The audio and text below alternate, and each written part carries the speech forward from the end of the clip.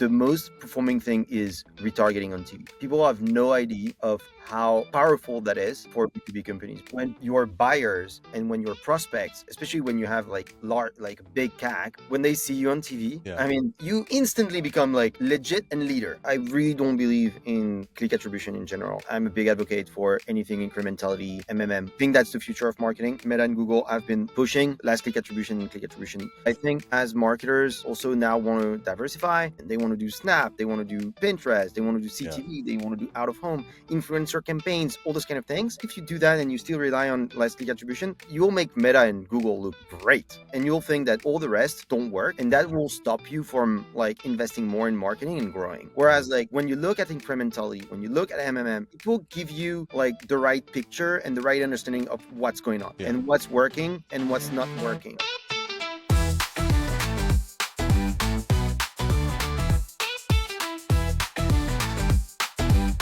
You are listening to Full Funnel. Hey, Full Funnel crew. Welcome back. I'm Rohit, your resident measurement nerd and your guide to AI-first marketing strategies. Today, we are unlocking CTV as a channel. My guest and our partner is Quérou, co-founder and CEO of Vibe.co, who is on a mission to make streaming ads as easy and measurable as any other channel. Arthur, great to have you on. Quick intro before we dive in. Please tell us a little bit about yourself, your company, and what got you here today. Absolutely. Thank you, Rohit, for having me. So as you said, I'm Arthur. I'm the CEO and co-founder of Vibe.co. About me, I have a computer science background. I've been in AdTech pretty much my whole life. Initially, as a publisher, during my studies, I created an app that got super viral, million daily active users. I was making money with ads, and that's how I got into programmatic and all these kind of things. And then I created two companies in AdTech. And so one where we invented pretty much the playable ad unit, so mini games inside ads. Then created another company. So that company got acquired. Then created a company called KMTX, which was doing keyword targeting on programmatic, and that got acquired as well. And now we're doing Vibe. This one we're not selling. The goal is to indeed transform TV advertising and especially make it accessible and a real performance channel for performance marketers. We believe that, especially with Connected TV has the potential to become pretty much as big as social. It has the reach, it has the targetability, it has the measurability. So there's no reason why it would not become as big. And so we're basically, so that people understand, so we're a self-serve platform, blah, blah, blah. But most importantly, we're trying to do exactly what Meta does on their properties and doing hyper-targeted CTV advertising. TV and CTV is and used to be and or is a very broad like marketing channel, and we're basically trying to transform that by having basically the largest buyers profile database available for TV advertising. So we know what people watch, we know what people buy, we know what people want, so that we can show your product to the right viewers every single time. And so if people have back pain and you sell mattresses, we'll make sure that they see it. Amazing. So you're an AdTech veteran with multiple exits. Congrats. I come from that space a little bit as well. But so you've been in that deep trenches of digital advertising, I guess. Yeah. Can you tell us a little bit more about that aha moment, right? I mean, you've been in that whole mobile ad and programmatic space. What's the aha moment that actually got you to think that, hey, CTV actually makes sense? Or how can we take on Google and Meta with this? I would say there have been several aha moments. The first one was definitely when I discovered programmatic advertising, especially having a computer science background. I mean, it's a great sandbox when you're a computer scientist. Basically, there's so much data, so much real time complexities. It's a lot of fun. And there are a lot of very interesting challenges. So that was the first one. Then there was a real understanding that actually, and that's where AdTech usually tends to forget, most of the money is not in the Fortune 500 brands and the holdcos. Most of the money actually is in the hands of performance marketers. When you look at Meta's revenue, for example, 70% of the revenue comes from marketers. When you open up Instagram, you don't see ads for Coke or P&G or Ford. You see ads for mobile games and DTC brands. And I've been a performance marketer my whole life. Right. And TV was kind of the last frontier that I had never touched. And I did not want to use a DSP because a DSP is not made for performance. It's impossible to have some good performance with a DSP. You want to have a performance package solution. And so I built Vibe for myself, basically, at the beginning. And And Right. then of course, like for all the SMBs, because there are many people like me, Yeah. and that's how basically it got. That's how it got started. And now more than 10,000 performance marketers use it, and yeah, it's grown massively. But the origin story is I built it for myself, and I still use Vibe for myself, by the way. So yeah. Amazing, amazing. That's a great story, actually. Yeah. So once you kind of build this and you kind of like essentially suspected that, hey, this could actually work, how did you actually first set out to prove it? Like, for your first advertisers that ever used Vibe? Yeah, it was a challenge because there's no clicks, Yeah, and the world revolves around click-based attribution, and that's especially right. last click attribution. Hmm. And yeah, so the hard thing about what we do is Hmm. not only building the best AI optimization models and the Yeah. best machine learning and getting the best data set and everything. Mhm. It's also demonstrating the performance that we generate. And so that's why it's so important to. And one thing as well, I don't want to judge myself, so I Hmm. don't believe that anyone should believe anything on any ad platform. Like, Yeah. don't believe anything you see on Meta, don't Yeah. believe anything you see on Vibe, because we don't have all the data from your marketing. So Yeah. we don't do attribution, we do measurement from things that we see. That's as far as we can go, or they're tricking things. And we don't want to do that. We want to be validated, and I want our performance to be validated by third parties. And that's why partnering with measurement platform and being very transparent about that Right. is super important. And so very early on at Vibe, we started Mhm. partnering with measurement partners. Right. Interesting. Let's talk about the platform itself. Right. I'm super curious in terms of like having that self-serve CTV motion. I think most players are now doing that as well. And I've been hearing a lot of good things about Vibe and how easy it is to use. Can you give us a little bit of a glimpse under the hood? How do you essentially you know uh, set up this campaign in less than an hour? Right? Walk us through the process of publishing it. Yeah. So we're the sole real self-serve ad platform. Hmm. Most other companies are actually managed service companies. Yeah, Um, that's right. some are moving toward like having some self-serve platform. We're a self-serve native. Like we serve 10,000 clients. Like we don't push any button basically. Hmm. Um, but Nice. under the hood, it's really about figuring out what people want. I think one thing that makes us really great at UX, and that's something that's been widely recognized, is the UX of Vibe. We have a lot of empathy for our clients, and we are in their shoes. I mean, we are the same. We spend millions in advertising every year as well, so through Vibe, through Meta, through Google, through LinkedIn, whatever works. And so we know, like, we leave the same, we have the same problems that they have, etc. So the empathy that we have for our clients allows us to build the best experience when it comes to that. And then it all comes down to the data. The data, is by far what's important. Sure, you can just build a UX on top of programmatic, Yeah. but it still won't work. It's really hard to make it work. And so the data that like the data asset that we've built has been the real game changer and the real differentiator. And that's Hmm. why we've been growing so fast, basically, because people find results. And of course, then it's also one thing that has been a big priority for us, is integrating ourselves into the marketing stack Right. of our clients. And I think that's something that's important for any company. But a lot Yeah. of companies try to remain like on their side and not integrate with others. Whereas, like, for us, that's the issue with advertising in general. Advertising in AdTech tends to be like very isolated, Yeah. and that's why people will talk about AdTech and MarTech. Whereas, like, no, a good AdTech solution, whatever it is, should be a MarTech solution and should be integrated into your Absolutely. MarTech stack. We integrate with CRMs, we integrate Yeah. with CDPs, we integrate with measurement partners. Like, Yeah. we integrate with anything that makes sense and like provides value to our clients. And Yeah. I think that's true for any company. Like, any 100%. company, the way they think, if you don't think about what's the ecosystem you live in, Yeah. like, it doesn't, I mean, you'll remain alone. And there is so much that you can do with your partners as well, that can provide growth for everyone. So yeah. Interesting. Yeah. I think 100% you have to be integrated because marketing is impacting the data in the CRM and you got to know how that impacts, right?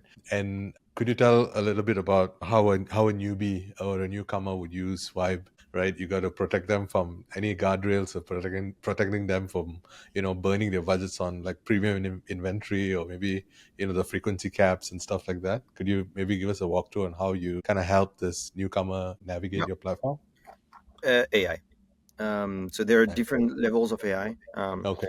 But I mean, that's what's so great about operating a company like Vibe and at the scale that we have. Because like five years earlier, I mean, there are Hmm. lots of things that would be like super hard to do for us without AI and would require like so many people in a Yeah. house. Yeah. Whereas like everything onboarding is managed by AI. Okay. And then like the first recommendation on your first campaign Uh-huh. will be done by an AI, and then all the bidding, because we're very pragmatic. Like we're a performance platform, so and we don't. There is no commitment or anything like that. So we're fully aligned with our clients.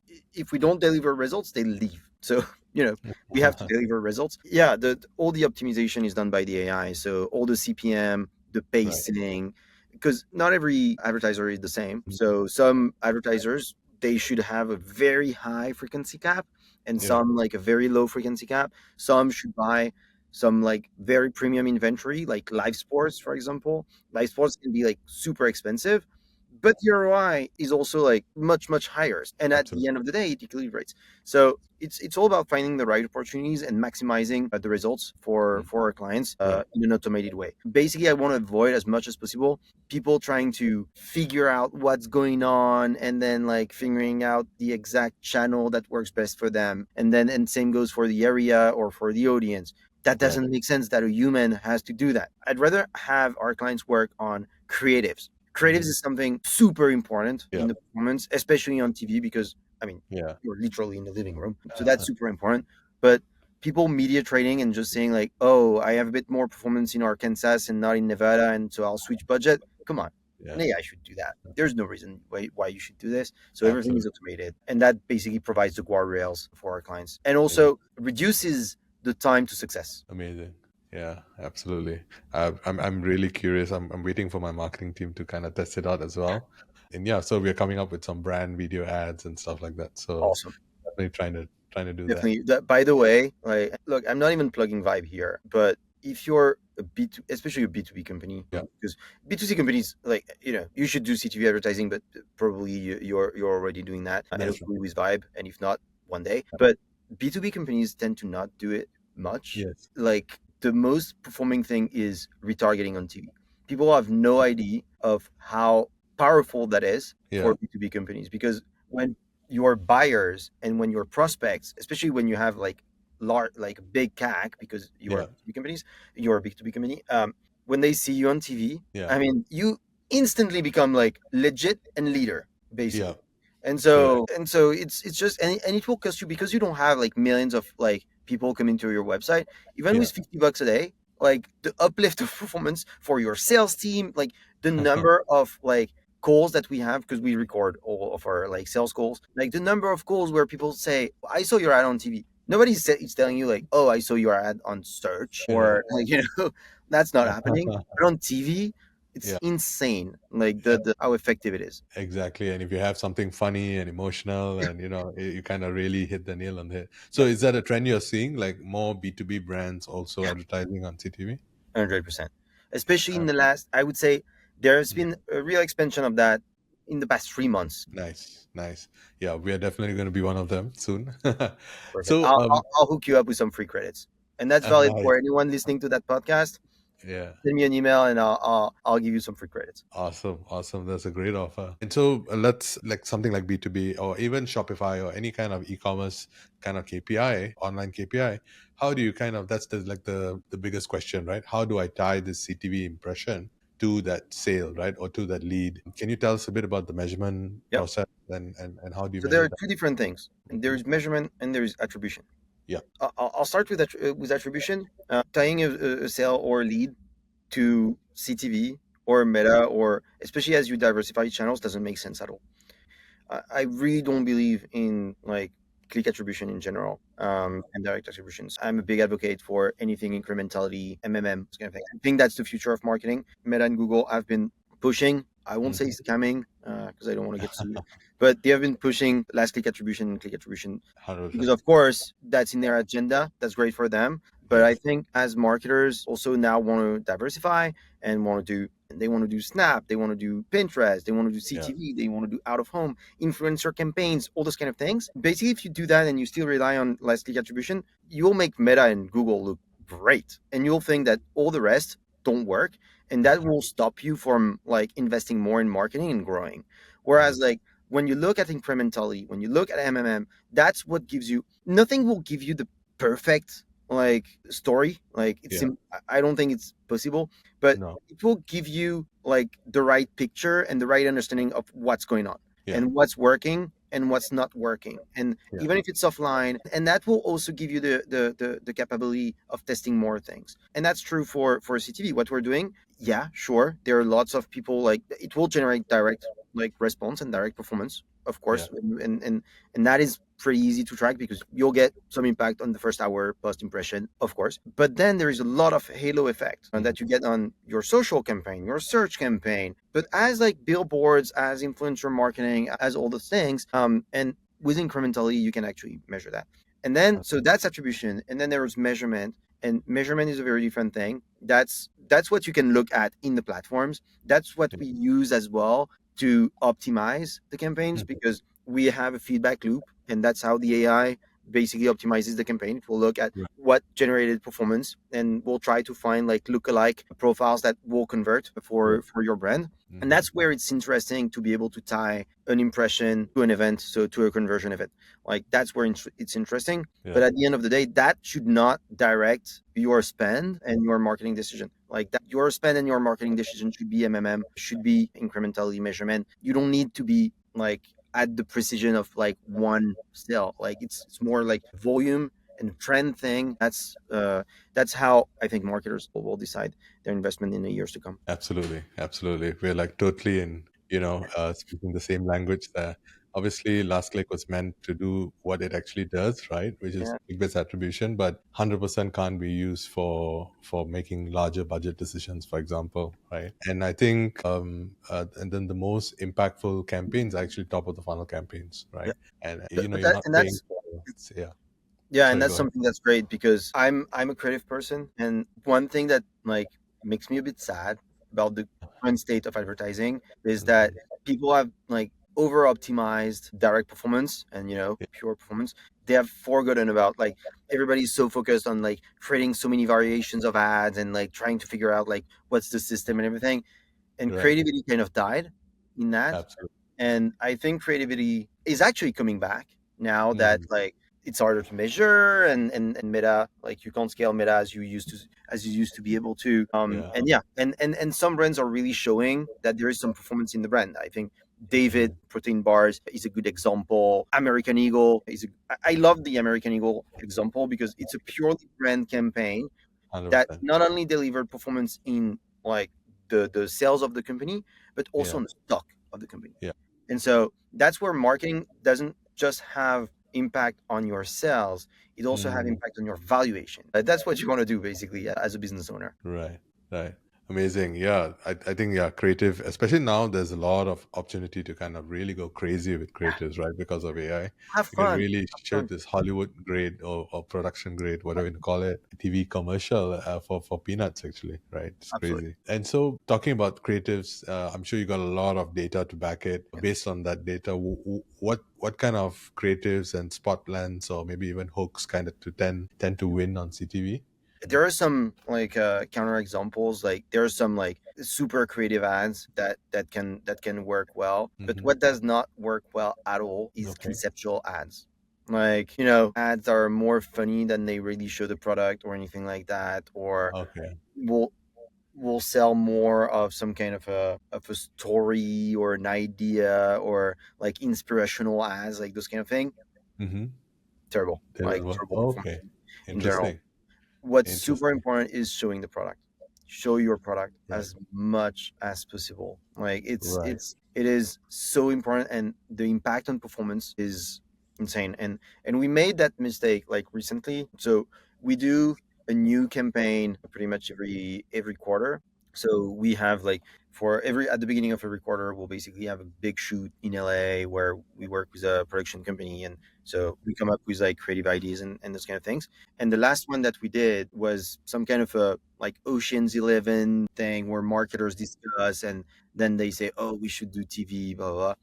Blah. Right. Absolute absolute disaster in terms of performance. Like I love the ad. I love the ad. It's so I think it's so great. I think it's very fun, Okay. but in terms of performance, terrible, like Okay. absolutely terrible.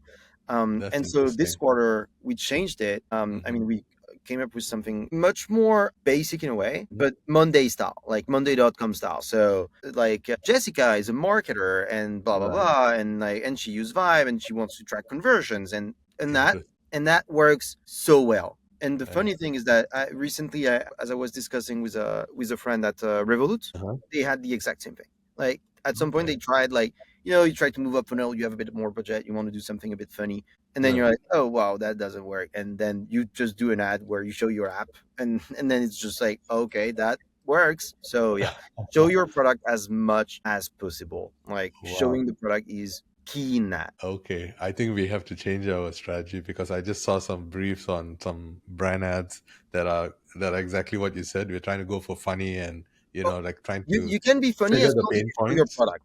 Yeah, Yeah, like but always show with always end with showing the product, right? yeah, yeah. Okay, got it, got it. Interesting. And how many creatives should one test, like for a campaign? Like how many different versions, and what is like the optimal frequency you think for starters? Depends a bit on the budget and everything, but I Mhm. would say like three are good. Like three, if you have like a starter budget, I would say like 10 grand a month, like 15 grand a Okay, month. 10 variations is good. If you start to be in interesting. the territory of like 100 plus, that's definitely good. What we do, for example, when we produce our own creatives, is that Mhm. we'll have some kind of a main storyline, and then we'll shoot three. So there's the main storyline. Then we have three kind of scenarios, but that are different enough. Talk to like different personas, etc. But we'll be shot at the same place, the same location, Hmm. and then during the edit, like we'll make around like three variations of each variation. So that gives us Yeah, like around nine variations. interesting, interesting. That's great advice. Thanks for that. And so yeah, on that note as well, we are like big advocates of moving these budgets right to top of the funnel channels like CTV and trying to help brands kind of recognize that and be able to prove that. I think Mhm. still calling like CTV like a top of funnel channel is a mistake, and that Okay. doesn't really help. It's not because it's branding. It's not because it's Yeah. top of funnel that it Yeah. has to be like spray and pray budget. It can still be performance budget. Yeah.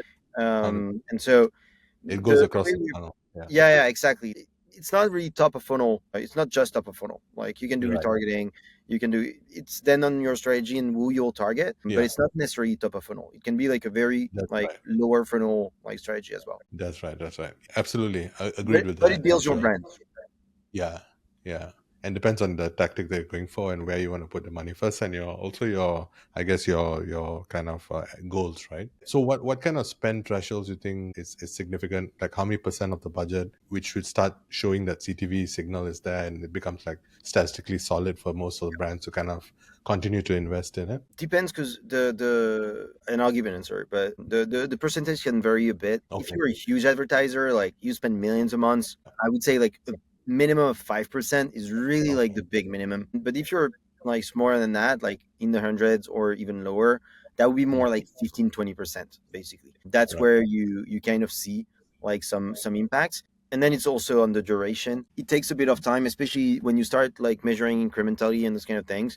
Um, Hmm. like if you launch a campaign, don't look at the dashboard after 3 days and like draw conclusions out of that. Yeah. But that's true for pretty much any channel. But some performance marketers still make that mistake and Hmm. waste money because of that. But yeah, I would say like 2 weeks is a very very minimum. A month to a month and a half is where Hmm. you'll have like a very good understanding of what worked, what did not, and you'll have the learnings necessary to also start building your strategy of CTV. I think Right. CTV should not like should be seen as an asset that you'll build for your growth engine, Yeah. basically. And it's not. And yes, for now, I would love to tell you that we have cracked it, and like every campaign that we launch is a success at the first time. I would probably be calling you from a yacht if that was the case. The advertisers that we've seen succeeded is like people really investing in that and being willing Yeah. to try different setups. But when they find one, you can tell it's like it's literally they feel literally like they had found like gold. It's like, oh wow, we found it, that Yeah. works. And then like Yeah. that's the kind of aha moment that they get as well. Now our job is basically to standardize the process of finding like that aha moment and making sure that people find it every time and as fast as Mhm. possible. But Right. sometimes it takes a bit of time. Like, yeah, like absolutely. Mhm. Anyone will tell you that like they have cracked it right now. Like run, like they're they're doing some shady stuff. Right. And so talking about the teams themselves, so now like someone wants to execute on CTV and they bought in, do you see like any kind of restructuring for this new like CTV trader or buyer role? What kind of skills do they have to borrow from like performance teams, for example? Who should I own it, think own CTV from day one? yeah, we've built Vibe. I mean, with other platforms like Hmm. you would need like a media buyer or like that would be like a marketing person who allocates Yeah. budget and this kind of thing. Sure. But the way we've built Vibe is really for performance marketers, and we want them to feel at home. Right. So if you log in on Vibe, you'll see that it's fairly similar to like Meta. Yeah. So yeah, it's the exact same skill. The person like who manages the ad account, and we Right. manage that together. But that person is our performance, like our head of UA. Right. So it's the exact same skill set. If you know how to buy on like Meta or like Google Ads, you'll know Hmm. how to buy on. We bridge that gap pretty much. Cool, cool, awesome, awesome. And let's take a walk into the future a little bit. AI and agents and all of that good stuff has made their way into the marketing world pretty Yep. significantly. Where do you see this real value? Obviously, you guys have it in your platform as well. Where do you see it going? So it's going to be massive. It's Yeah, going to be massive. I yeah, think for advertising in general, media trading will go away, 100%. I think right. the media traders in the futures will be supervisors more than operators, and I think it's great because I'm not sure anyone's really appreciate like moving CPMs, changing dates, and naming campaigns with the right name convention. Like, that's terrible. That an AI can do, but where these people can really provide value is more like directing the strategy, also like having that feeling of like, oh, we should put a bit more there or we should try that. That's Yeah, where people will provide value. So I think all platforms will like transition toward agentic AI, and that's something that yeah, we're working on. I'm not unveiling anything crazy here, but it would be crazy to think that we're not working on that. But yeah, then you have Gen AI. I yeah, think by the end of the year, every single video production, not even just ads, but we'll have some kind of Gen AI in them. Now, for us, it's more, especially as we have the data, it's more like how can we personalize creatives at a user level? Let's say we have again like a mattress company that works with us. You don't want to sell that mattress the same way to young people, young parents, people who have orthopedic issues, old right. people, etc. And so you could basically like personalize that for each and every single audience, and also like Got it. based on like their interest. So if it's a middle-aged CSP plus person like super into like running, you could have like an ad that is about running plus sleeping well, because that, Yeah, especially in a like very busy life. And so yeah, and we're we 100%. we we're working more than actively on that, around Hmm. product fidelity, around the prompt adherence, all those kind of Hmm. things. This is a big, big, big topic right now, and we tend Yeah, to be pretty strict on the quality and the level of confidence that we have in that product before it goes live. I yeah, think we have something right now internally that is better than most of what you find, because a lot of what you find right now is really AI slop. Again, it's well marketed yeah, usually, but then you start using it and you're like, nah, or it yeah, would take you like so long. yeah. So yeah, we're Ton of we're working hallucinations and stuff to, like that. to have something that works every single time. Yeah, Yeah. yeah. So, but yeah, 100% of the ads that you'll see in the future will be AI generated. There's Amazing, there's amazing. no there's no coming back from that. Oh, absolutely, absolutely. Super excited to see where that's gonna go. So yeah, we're coming on to time now. Any final words for like brands who want to like try out CTV curious folks? What would Yeah. be like quick win and like your Quick your win is advice? retargeting. Quick win is retargeting. I mean, Okay. please do it with anyone you want. but please Mhm. make yourself a favor and do Uh-huh. retargeting, because Okay. again, because in B2B you instantly become a very serious and leader in people's mind. And Yeah. if you're, for example, in ecom, consumers have become so like suspicious about like drop shipping and those kind of things, that Right. like having trust as a B2C brand like Yeah. towards your audience is detrimental to your success, to your performance. And Hmm. retargeting on TV provides you just that, and it costs like Okay. nothing pretty much, because Yeah. like you retarget, by definition retargeting, you don't like target like millions and millions and millions of people. And yeah, and it boosts conversion rate by 3, 4, 5x. We've seen like 5x conversion rate Amazing. boost. So please do it with whoever you Amazing. want. Please do it. Definitely going to take you up on that offer as Yeah. well. Awesome, man, Arthur. That's a wrap for this edition of Full Funnel. Arthur, thank you so much for joining Thank you, us Rohit. and telling us about CTV and how it can be run like a true performance channel, right? And to everyone who's listening, if today's chat sparked an idea, please hit follow and subscribe so you don't miss another episode, and share this with a teammate who's interested in testing TV. And of Yeah. course, please follow Arthur on his social media. We'll be back next week with another guest pushing the boundaries of AI driven growth. Until then, keep testing, keep learning, and I'll see you in the next full funnel. Thanks, Arthur. Thank you, Rohit. Bye bye.